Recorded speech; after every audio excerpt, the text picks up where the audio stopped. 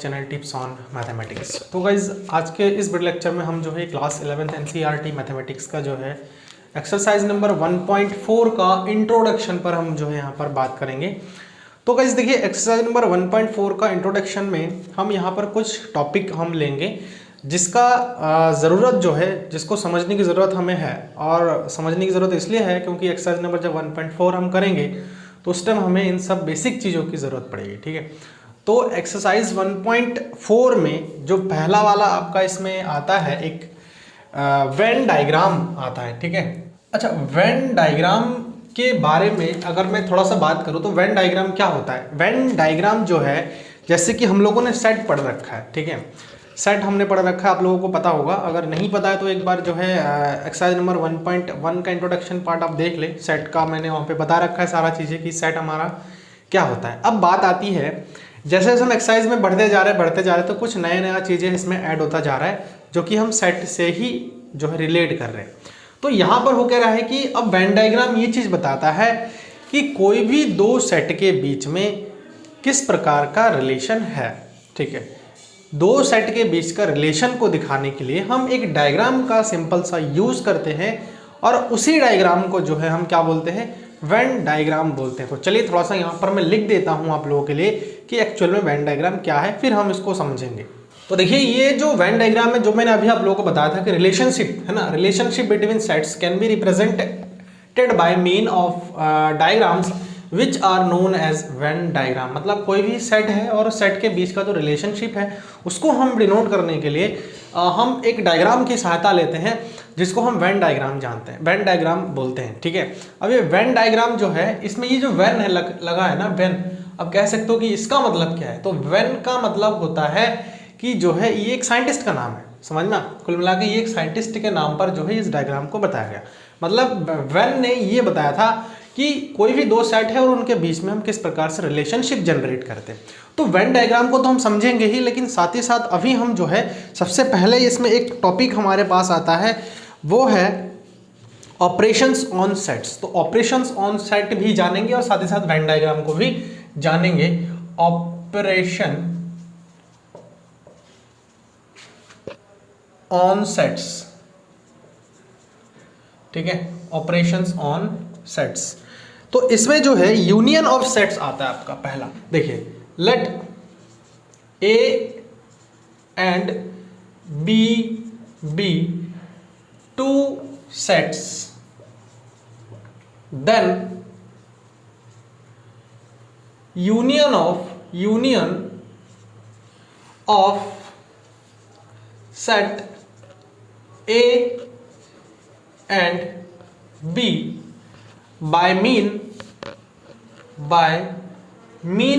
that, मैं यहाँ पर लिख देता हूँ आपको, by mean that all the elements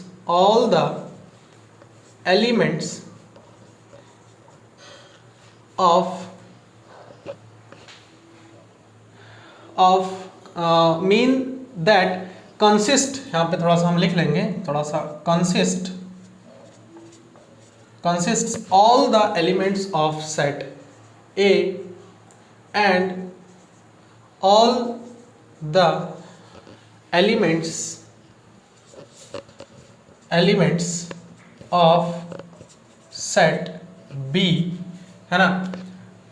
अब देखिए ये जो यूनियन ऑफ सेट है वो ये कह रहा है कि हम अगर दो सेट माने A और B, दो सेट है, तो union of set A and B, set A और B का जो यूनियन होगा वो क्या होगा, I mean that consist all the elements of set A and all the elements of set B। ठीक है, मतलब A का जितने भी एलिमेंट होगा और B का जितने भी एलिमेंट हो जाएगा, वो दोनों ही मिलकर के आपका एक यूनियन का सेट जनरेट कर देगा जिसको हम बोलेंगे A यूनियन B। बट यहाँ पर शर्त है कि जो कॉमन जो एलिमेंट हमारे पास आता है, इसमें ये बता भी रखा है, the common elements being taken only once. ठीक है, the common elements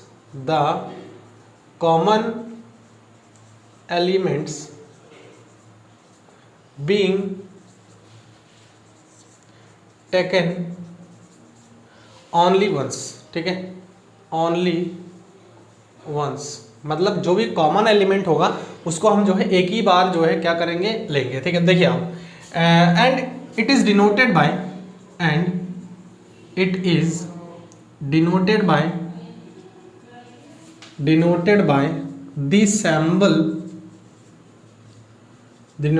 the symbol. देखिए यूनियन का जो सिंबल होता है वो ऐसा होता है, ठीक है, ये यूनियन का सिंबल होता है। तो हम अगर दो सेट की बात कर रहे हैं तो दो सेट का जैसे ए यूनियन बी हम जो है लिखेंगे, समझ में आ रहा है, ठीक, written as A union B. अब चलिए एग्जांपल के द्वारा जो है इसको हम समझते हैं।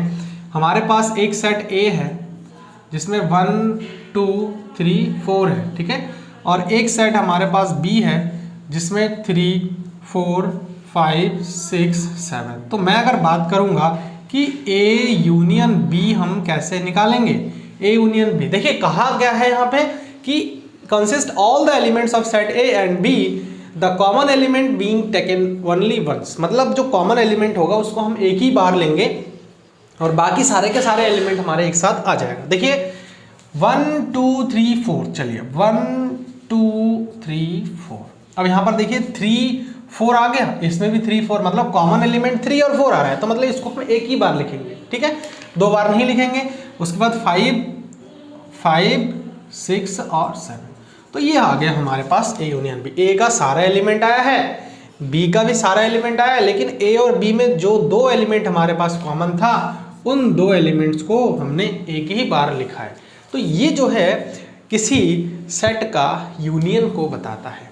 अब बात आता है कि ये जो ऑपरेशन है सेट का, इसको हम ऑपरेशन बोलते हैं। ए ऑपरेशन बी में जो कौन सा ऑपरेशन लग रहा है, यूनियन का ऑपरेशन लग रहा है, समझ में आ रहा है। अब ये जो ऑपरेशन है इसको हम वेन डायग्राम के माध्यम से किस प्रकार से हम समझ सकते हैं, चलिए वो देखते हैं। देखिए वेन डायग्राम को समझने के लिए आपको जो है एक यूनियन का सेट लेना पड़ता है, समझ में आ रहा है, एक सेट आपको लेना पड़ेगा, यूनियन का सेट लेना पड़ेगा। इसमें क्या होता है कि सबसे पहला यूनियन कह रहा हूँ मैं, इसमें जो है एक यूनिवर्सल सेट हम मान के चलते हैं। जैसे कि मैं यहाँ पर एक रेक्टेंगुलर जो है डायग्राम बना रहा हूँ सबसे पहला। तो अब इस रेक्टेंगुलर डायग्राम के वो मैं ये मान के चलता हूँ कि ये जो है सेट ऑफ यूनियन है, ठीक है, यूनियन का सेट पता होगा आप लोगों को, अगर नहीं पता है तो एक्सरसाइज नंबर 1.3 आप लोग देख लीजिए, वहाँ यूनियन ऑफ सेट किसी सेट का जो जो है यूनिवर्सल सेट, माफ़ करिएगा, यूनिवर्सल सेट जो है क्या होता है वो मैंने आप लोगों के साथ डिस्कशन किया था, ठीक है। यूनिवर्सल सेट क्या होता है मैं एक बार थोड़ा सा बता देता हूँ कि जितने भी हमारे पास सेट होते हैं उन सभी सेट का पूरा कलेक्शन जो है यूनिवर्सल सेट होता है। आया समझ में। तो मैं जो है इस रेक्टेंगुलर जो हमारे पास एक डायग्राम बन रहा है इसको मैं ये मान के चलता हूँ कि ये जो है एक यूनिवर्सल सेट है। अब वो कुछ भी हो सकता है, सेट ऑफ नेचुरल नंबर हो सकता है, रेशनल इरेशनल, ठीक है, कुछ भी हो सकता है, कोई भी नंबर हो सकता है, तो हम वो मान के चलते हैं कि ये सारे सेट का एक कलेक्शन है। अब यहाँ पर मैं जो है दो सेट लेता हूँ, जैसे कि एक सेट में ए ले रहा हूँ और दूसरा सेट में बी ले रहा हूँ। तो चलिए लेते हैं, एक सेट में जो है ए लेता हूँ और दूसरा सेट जो है मैं लेता हूँ बी। अब देखिए ए में क्या क्या एलिमेंट्स हैं, देखिए ए में जो है 1 है, 2 है, 3 है, 4 है कि नहीं। अब मैं बी का सेट लेता हूँ, देखिए बी वाले सेट में 3 है, 4 है, तो हम यहाँ से इस सर्किल को ना यहाँ से घुमाते हैं, ये ऐसे ऐसे, तो 3 हो गया, 4 हो गया, 5 6 7, मैं ऐसे मान करके चलता हूँ। अब जो ये सेट हम मान के चलते हैं कि ये जो ए है, ये सेट हमारा ए है और ये सेट हमारा बी है। अब ए यूनियन बी क्या कहा है कि जो भी एलिमेंट होंगे वो सारे के सारे एलिमेंट आ जाएंगे और कॉमन एलिमेंट को एक ही बार लिखेंगे। इसका मतलब क्या है कि ये जो सर्किल है वो देखिए सर्किल के अंदर कितना एलिमेंट है, टोटल सर्किल के अंदर देखिए 1 2 3 4 एलिमेंट है पूरा, है ना। और इस सर्किल के अंदर देखिए कितना एलिमेंट है, 3 4 5 6 और 7 इसके अंदर एलिमेंट है। अब हो क्या रहा है, यूनियन का मतलब सारे के सारे एलिमेंट आ जाएगा। तो देखिए ए का भी सारे एलिमेंट आ गया, बी का भी देखिए सारे के सारे एलिमेंट आ गया, लेकिन जो कॉमन वाला एलिमेंट है वो एक ही बार आया है ना, यानी कि पूरा जो सर्किल है वो आ गया है अब हमारा। तो इसका मतलब जो है ए यूनियन बी हम इसको कह सकते हैं। आई थिंक आप लोगों को जो वेन डायग्राम है इस यूनियन ऑफ सेट का ऑपरेशन के लिए वो आप लोगों को समझ में आ गया। इसी को ही हम जो है वेन डायग्राम बोलते हैं, डायग्राम बोलते हैं। किसका वेन डायग्राम है ये? सेट यूनियन सेट का जो है, कोई भी दो सेट का यूनियन है उसका जो है वेन डायग्राम है। तो देखिए ये कुल मिलाकर रिलेशन ही तो बता रहा है, जो हमने स्टार्टिंग में पढ़ा था कि relationship between sets can be represented by mean of diagram which are known as Venn diagram. तो यहाँ पर जो है देखिए दो सेट के बीच का रिलेशन बता रहा है, उसका ही हमने डायग्रामेटिक वे में बता रखा है। जो यहाँ पर हमने एग्जाम्पल किया है ना, वही एग्जाम्पल यहाँ पर ही है। ठीक है, तो एक बार थोड़ा सा कोशिश करिए वेन डायग्राम को समझने की। आगे जा करके अगर आप मैथ को ऑप्ट करते हैं ना हायर मैथमेटिक्स में, तो वहाँ पर आप लोगों को ये सब चीज़ें काफ़ी ज़्यादा ज़रूरत पड़ने वाली है। ठीक है, क्योंकि कुछ चीज़ें ऐसा होता है ना कि आप जो है न्यूमेरिकल वे में आप समझ नहीं पाओगे। ठीक है, कुछ कॉम्प्लिकेटेड चीज़ें ऐसी होंगी जो कि आप न्यूमेरिकल वे में समझ नहीं पाओगे। तो आपको समझने के लिए ज़रूरत पड़ेगी कि आप डायग्राम का हेल्प लो। डायग्राम का हेल्प लोगे तो बेटर आप लोगों को समझ में आएगा। सीधा सीधा पता लग रहा है कि नहीं लग रहा है भैया? ए का सारे बी का सारे कॉमन वाले एक बार डायग्राम में बहुत इजी हो गया है ना। तो अब जो है दूसरा जो सेट का ऑपरेशन आता है वो है इंटरसेक्शन ऑफ सेट्स। तो देखिए इंटरसेक्शन ऑफ सेट क्या होता है? The intersection of sets A and B is the set of all elements are common in both A and B denoted by the symbol. Intersection का इस प्रकार से sign बनाते हैं, यूनियन का हम उल्टा साइन बनाते हैं, इंटरसेक्शन का इस प्रकार से बनाते हैं। ठीक है, यहाँ पर देखिए क्या बताया गया कि अगर हमारे पास कोई भी दो सेट है, ए मान लेते हैं कि हमारे पास जो है 1 2 3 4 है, और बी हमारे पास वही वाला एग्जांपल लेते हैं ना, ज़्यादा बेटर रहेगा, 3 4 5 6 7 लेते हैं। तो ये कहा है कि इन दोनों सेट में जो इंटरसेक्शन का जो सेट होगा वो क्या होगा? जब ए और बी दोनों में जो एलिमेंट हमारा क्या हो जाए, कॉमन हो जाए। The intersection of sets A and B is the set of all elements are common in both A and B. ठीक है, यानी कि दोनों में जो है कॉमन हो जाए। तो ए इंटरसेक्शन को ऐसे लिखते हैं, इंटरसेक्शन बी, और दोनों में जो एलिमेंट कॉमन हो, देखिए 3 4 कॉमन है ना, और कोई एलिमेंट कॉमन नहीं है। तो जो एलिमेंट कॉमन होगा ना, सिर्फ और सिर्फ उन्हीं एलिमेंट्स को हम जो है इंटरसेक्शन में लिखते हैं। बहुत सरल है ये। ठीक है, ज़्यादा सोचने की ज़रूरत ही नहीं है इसमें, क्योंकि ये इतना इजी है। आप अच्छा खासा मार्क्स जो है इस चैप्टर में से, इस एक्सरसाइज में से लेकर के आ सकते हैं। चलिए अब हम बात करते हैं, इसमें कुछ चीज़ें और भी हमारा छूट रहा है, हम डिस्कशन भी करेंगे। अब इसमें हम बात करते हैं कि जो वेन डायग्राम है किस प्रकार से हम इसमें डिनोट कर सकते हैं। जैसे वही एक यूनिवर्सल सेट को मैं यहाँ पर मान के चलता हूँ, एक यूनिवर्सल सेट को। ठीक, यूनिवर्सल सेट के बारे में पता नहीं है तो पता लगाइए आप लोग। ठीक है, ज़रूरत भी है। तो एक यूनिवर्सल सेट में मानता हूँ। अब मैं जो है सर्किल लगाता हूँ, जैसे उसमें मैंने लगाया था एक सर्किल। अब इस सर्किल में क्या क्या एलिमेंट है? देखिए 1 2 3 4, और दूसरा जो सर्किल है उसमें क्या क्या एलिमेंट है?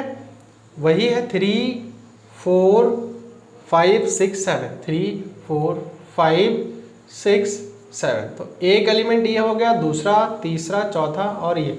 अब देखिए जो इंटरसेक्शन है वो यही है कि दोनों में कॉमन, तो दोनों में देखिए कॉमन कौन सा आएगा? यही वाला पार्ट इसका कॉमन आ रहा है, यानी कि दोनों ही सेट में ये वाला पार्ट आपका कॉमन आ रहा है। तो इस वाले पार्ट को हम intersection, as a intersection consider करेंगे। इस पार्ट को हम क्या बोलते हैं? A intersection B.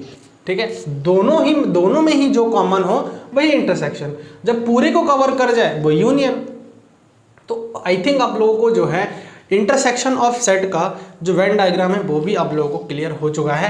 ठीक है, अगर नहीं आ रहा है तो 2-4 एग्जाम्पल और लीजिए, एक्सरसाइज तो करेंगे ही करेंगे, वहाँ भी आप लोगों को समझ में आ जाएगा। अब हम जो है कुछ प्रॉपर्टीज़ होते हैं, जैसे यूनियन के कुछ प्रॉपर्टीज़ होते हैं, इंटरसेक्शन के भी कुछ प्रॉपर्टीज़ होते हैं अपने अपने अलग अलग। तो अब हम जो है दोनों को साथ में स्टडी करेंगे कि यूनियन का क्या प्रॉपर्टी होता है और इंटरसेक्शन का क्या प्रॉपर्टी होता है। अच्छा, ज़रूरत क्यों पड़ेगी हमें प्रॉपर्टीज़ की? हमें जो है प्रॉपर्टीज़ की ज़रूरत इसलिए पड़ेगी ताकि जब हम जो है क्वेश्चन को सॉल्व आउट करें एक्सरसाइज में जा करके, तो वहाँ आप लोग जो है क्वेश्चन को देख के ही प्रॉपर्टी का यूज़ करके आप क्वेश्चन को जल्दी से सॉल्व कर पाओ। समझ में? तो प्रॉपर्टी ऐसा होता है कि वो पहले से प्रूवन होता है, मतलब वो पहले से प्रूव्ड होता है और वो 100% ट्रू भी होता है। ताकि आप जो उसका यूज़ है वो आप एक्सरसाइज में या फिर किसी भी प्रकार के क्वेश्चन में, किसी प्रकार के थ्योरम में उसका अप्लाई कर सकते हो। तो आप लोग बहुत अच्छी तरह से इन सब चीज़ों को सीखिए, क्योंकि अगर आप, वही बार बार बोल रहा हूँ कि अगर आप हायर मैथमेटिक्स में जाना चाहते हैं आगे, तो आप लोगों को ये सारी चीज़ें जाननी पड़ेगी। ठीक है, तो चलिए अब जल्दी से जो है हम इंटरसेक्शन और यूनियन के कुछ बेसिक जो हमारे पास प्रॉपर्टीज़ होते हैं उनको देखते हैं।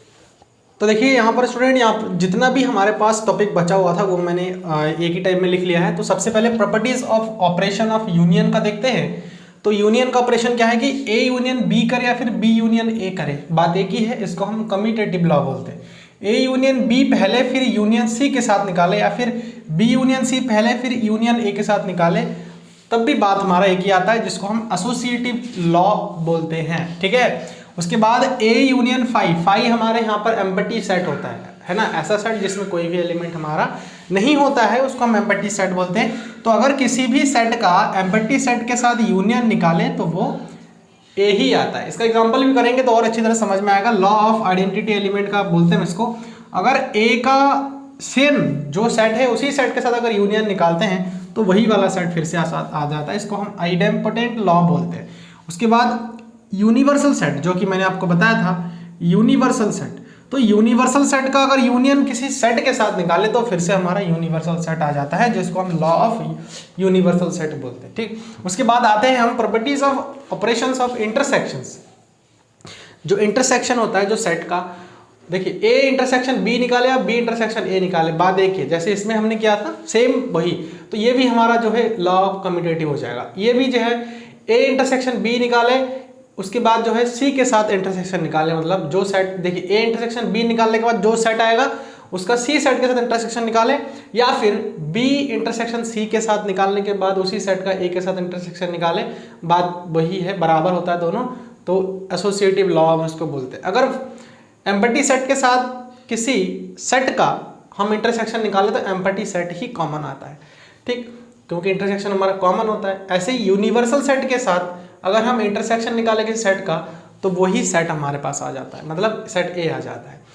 किसी सेम सेट का सेम सेट के में ही जो है अगर हम जो है इंटरसेक्शन निकाले तो वो जो है ए आता है। ठीक है, उसके बाद जो है वही सेट आता है, कहने का मतलब। उसके बाद A intersection B union C बराबर A intersection B union A intersection C, मतलब ए का बी के साथ इंटरसेक्शन, फिर ए यूनियन ए का सी के साथ इंटरसेक्शन, जिसको हम डिस्ट्रीब्यूटिव लॉ बोलते हैं। ठीक है, यहाँ पर इसमें लिखा, इसमें वो डिस्ट्रीब्यूटिव लॉ सेटिस्फाई नहीं करता है, इसीलिए हमने यूनियन में डिस्ट्रीब्यूटिव लॉ का नहीं लिखा है। ठीक है, उसके बाद आता है डिसजॉइंट सेट। देखिए डिसजॉइंट सेट क्या होता है, जब भी कभी दो सेट के बीच में कोई भी एलिमेंट हमारा कॉमन नहीं हो, मतलब क्या हो, फाइव हो, तो उसको हम डिसजॉइंट सेट बोलते हैं। जैसे कि मैं यहाँ पर एक एग्जांपल ले रहा हूँ, देखिए एक सेट में ए ले रहा हूँ जिसमें 1 2 है 3 है, और एक सेट में बी ले रहा हूँ जिसमें हमारे पास 5 6 है। तो देखिए ए इंटरसेक्शन अगर मैं बी निकालूं तो उस कंडीशन में कॉमन देखिए कुछ भी नहीं आ रहा है, इसका मतलब 5 है।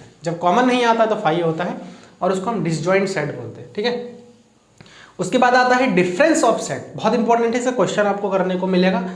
If A and B be two sets then difference A minus B. ठीक है, कोई भी दो सेट का difference A minus B is the set of elements which belongs to A but not to B. मतलब ए माइनस बी, कोई भी दो सेट का डिफरेंस, जैसे ए और बी मैं दो सेट ले रहा हूँ और उन दोनों सेट का डिफरेंस वो सेट होता है जो कि ए के अंदर तो होता है लेकिन बी में नहीं होता है। मतलब क्या है कि ए का वो एलिमेंट आपको लिखना जो कि बी के अंदर बिल्कुल भी नहीं है, बी के अंदर नहीं है। देखिए अब यहाँ पर हमने एग्जांपल लिया है तो इसको हम सॉल्व करते हैं।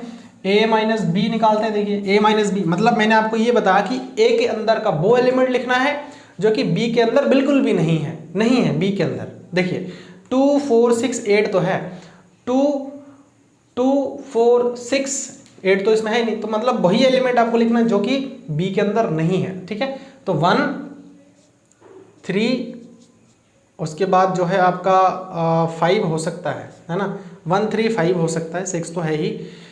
अच्छा उसके बाद a माइनस बी तो हमने निकाल लिया, b माइनस ए निकालना। अब b माइनस ए के लिए डेफिनेशन क्या हो जाएगा, b का वो एलिमेंट लिखना है जो कि a में बिल्कुल भी नहीं है। तो लिखिए, देखिए 2 4 6 इसमें है, 2 4 6 इसमें है, 8 नहीं है a में, तो यहाँ पर 8 आ जाएगा। ठीक है, तो जिस भी सेट से माइनस कर रहे हैं उसके एलिमेंट को हम सीधा सीधा कुल मिला के माइनस कर देते हैं। ठीक, आया समझ में आप लोगों को? तो ये जो है हमारे पास था एक्सरसाइज नंबर 1.4 का इंट्रोडक्शन। अब इसी से रिलेटेड आपका हम एक्सरसाइज नंबर 1.4 में क्वेश्चन सॉल्व आउट करेंगे। सो अगर चैनल पर आप लोग नए हैं तो इसको सब्सक्राइब कर लें, और वीडियो अच्छी लगे तो उसको लाइक करना, अपने फ्रेंड्स लोगों के साथ भी इसको शेयर करना, और चैनल के साथ बने रहिए। So thanks for watching this video.